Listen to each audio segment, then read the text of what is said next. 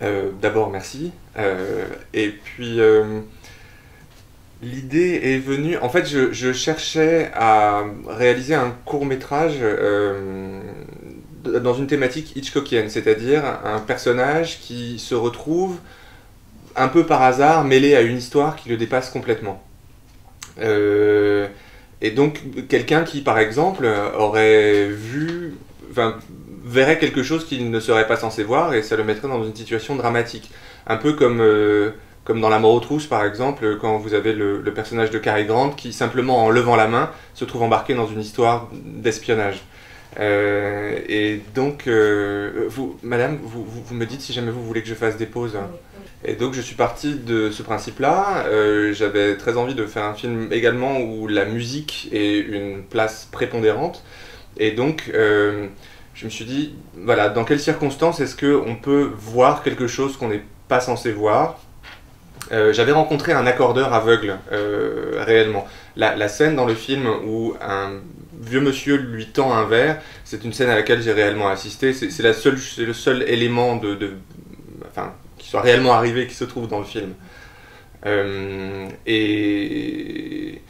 Et donc voilà, je me suis dit, dans quelles circonstances est-ce qu'on peut pénétrer l'intimité des gens, être dans l'intimité des gens, rentrer dans leur intérieur et regarder ce qui se passe.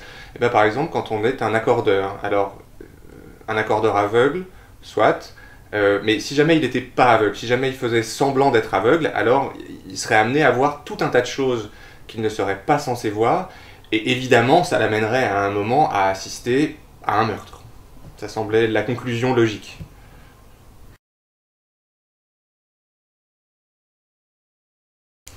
Euh, plusieurs choses en fait. La première, c'est que je voulais surtout pas apporter de conclusion au film. Je voulais pas qu'on sache ce qui lui arrivait. Pourquoi? D'abord parce que moi ça m'intéressait pas de le savoir, et ensuite parce que j'aime sortir des films en n'ayant pas forcément toutes les réponses. C'est une façon que le film reste avec moi dans mon esprit et que je continue d'y réfléchir, qu'il continue à m'habiter un peu.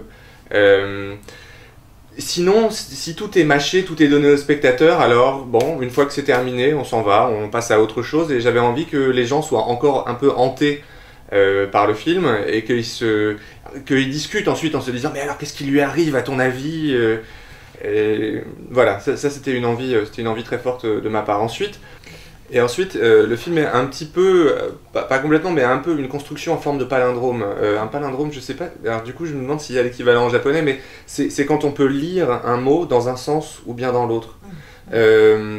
Et c'est un peu le cas pour l'accordeur. Vous pouvez le regarder dans un sens ou dans l'autre et il se termine exactement là où il a commencé.